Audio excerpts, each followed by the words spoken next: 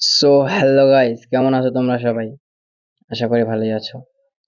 তো তোমরা কি জানো আজকে আমি কি করতে চলেছি? জানবে কেমন আমি কি বলছি? আমরা করতে চলেছি একটা টিপস এন্ড ট্রিক, যেখানে তোমরা খুব সহজে গ্র্যান্ড মাস্টার বা মাস্টার পোজ দিতে পারবা।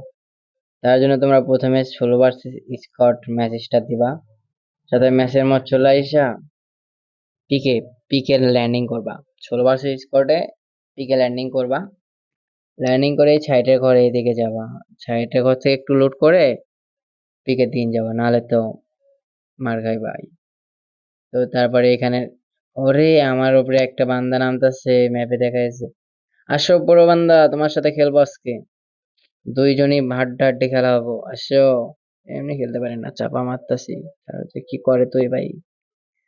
তো আমরা নেমে গেলাম। আরে না, আমার পরে কাটান, ওরে টোরগন পাইছি ভাই, তুই আয়। তোরে আজকে কান্দামো ভাই, আয়। কান্দায় আজকে সাইরা দিমু। ও গড, क्या গান মিল रहा है भाई मुझको। ওরা ভাইন ফাইন গাছ পাইছি। ওরে পেছনের দিকে নিচের দিকে মনে হয় একটা এনিমি আছে, দেখি এদিকে আসি। এনিমি আছে, শব্দ পাইতেছি এনিমি আছে বসা। ওরে এনিমি ফাইট লাগলো না রে। ওরে মিনি রুজির ছাতা।